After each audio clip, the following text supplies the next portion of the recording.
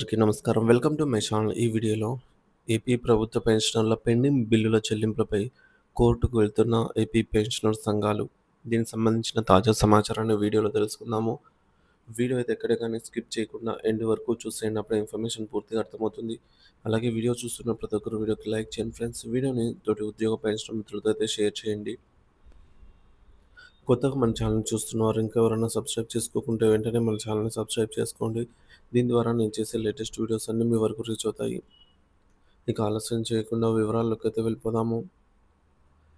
Friends, విషయానికి వచ్చినట్లయితే AP ఉద్యోగులు పెన్షన్ల పెండింగ్ బిల్లులపై ప్రభుత్వానికి లీగల్ నోటీస్ అయితే అందిస్తున్నటువంటి ఆంధ్ర పెన్షనర్స్ పార్టీ అసోసియేషన్ అధ్యక్షులు ఈ మేరకు హెచ్చరిక జారీ. ఆంధ్రప్రదేశ్ ప్రభుత్వ ఉద్యోగులు పెన్షన్లకు చెల్లించాల్సిన బకాయిల విషయంలో ప్రభుత్వం తీవ్ర జాప్యం చేస్తుండటంతో ఆంధ్ర పెన్షనర్స్ పార్టీ అసోసియేషన్ న్యాయ పోరాటానికి సిద్ధమైంది.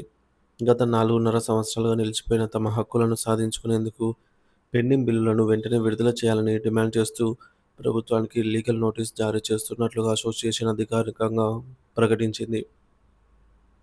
అసోసియేషన్ అధ్యక్షుడు శ్రీ పాలంకి సుబ్బరాయన్ గారు వివరణ. ఈ సందర్భంగా అసోసియేషన్ అధ్యక్షులు శ్రీ పాలంకి సుబ్బరాయన్ గారు అయితే మాట్లాడుతూ పెన్షనర్ల దీనస్థితిని, ప్రభుత్వ నిర్లక్ష్యాన్ని తీవ్రంగా ఖండించారు. ఆయన మాటల్లో అయితే విందాం ఆయన ఏమన్నారనేది. మిత్రులందరికీ నమస్కారం అంటున్నారు. ప్రభుత్వ సేవలో దశాబ్దాల పాటు కష్టపడి పనిచేసి విశ్రాంత జీవితంలో ప్రశాంతంగా గడపాల్సినటువంటి సీనియర్ సిటిజన్లను నేడు తీవ్ర మనోవేదనకు గురవుతున్నారు.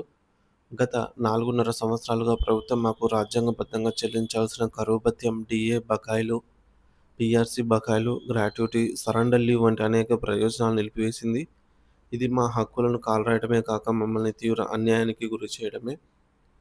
తమ కష్టార్జితాన్ని అందుకొని వృద్ధాప్యంలో వచ్చే అనారోగ్యాలకు వైద్య ఖర్చులు చేసుకోలేక, కుటుంబ అవసరాలు తీర్చుకోలేక ఎందరో పెన్షనర్లు కన్నుమూయటం అత్యంత బాధాకరం. మా ఆవేదనను, గోడును ఆలకించే నాథుడే ప్రభుత్వంలో కరువయ్యారు. ఎన్నిసార్లు విన్నవించినా ఫలితం శూన్యం. ఇందుకే ఇక గత్యంతరం లేని పరిస్థితుల్లో న్యాయ పోరాటమే శరణ్యమని నిర్ణయించుకున్నాము అని అన్నారు. ప్రభుత్వంపై న్యాయ పోరాటానికి శ్రీకారం.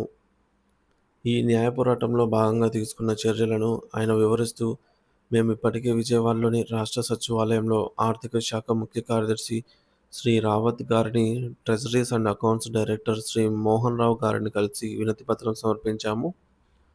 15 రోజుల్లోగా మా బకాయిలు మొత్తం చెల్లించాలని స్పష్టమైన గడువు విధించాము. ఇది కేవలం వినతి మాత్రమే కాదు, మా తరపున తొలి హెచ్చరిక అన్నారు.